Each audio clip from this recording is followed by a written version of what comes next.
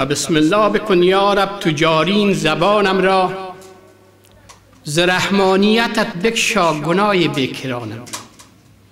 رحیما رحم کن بر حال زار جمله مجلس، ببخشا از کرم ارواح باب و والدین ناتوانم را. هم میکن خالق را من سزاوار سناس، شکر میکن رازق راست الطافش یمین.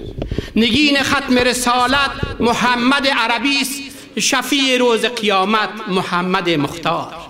اگر نواسطه موی و روی او بودی، خدای خلق نکردی قسم به لیل و نهار. بازا و هر آنچه هستی بازا، گر کافر و گبر و بت پرستی بازا.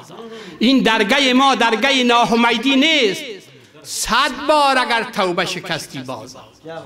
اشرف انبیا رسول الله این چنین گفت هرگه و بیگاه، زین و مجالسکم به مدیح علی ولی والله صلوات.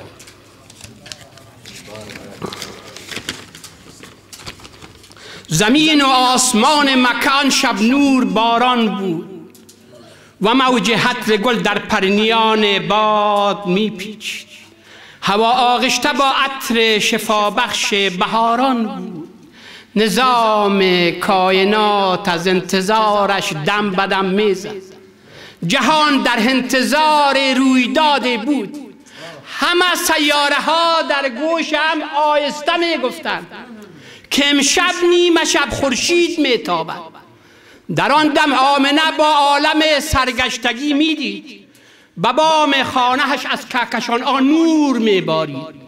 به هر دم یک ستاره بر سرایش میافتید از آسمان دیر نورانی. از این قدرت نمایی ها نصیب او شگوفایی بودی و حیرانی.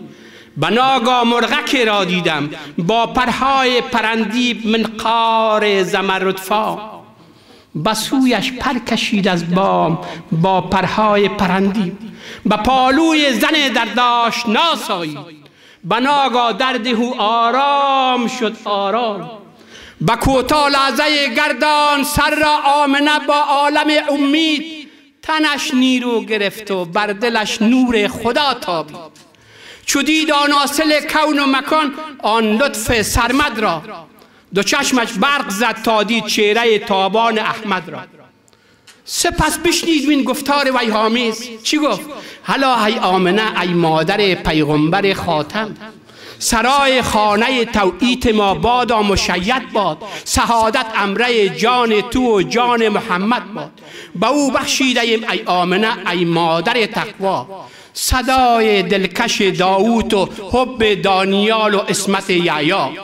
به فرزند تو بخشیدیم کردار خلیل و قوم اسماعیل و حسن چهره یوسف، شکیب موسی عمران و زود و خلقت آدم، نظیر نوح طاقت الیاس صبر بی حد ایوب.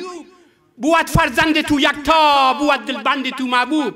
دو چشم آمنه بر چشم رخشان محمد بود، دو گوش آمنه بر وی ذات پاک سرمد بود. بناگاه دختران آسمانی به دست آن یکی امریق زیمین، بر کف آن دیگر تشت زمرد بود. محمد را چو مروارین غلطان شستشو میکرد، سپس بیرون کرد از آستین دست قدرت را. زدن میان شانه های حضرتش مور نبوت را. محمد عربی آبروی هر دو سراست، کسی که خاک درش نیست خاک بر سر او. السلام علیکم و رحمت الله.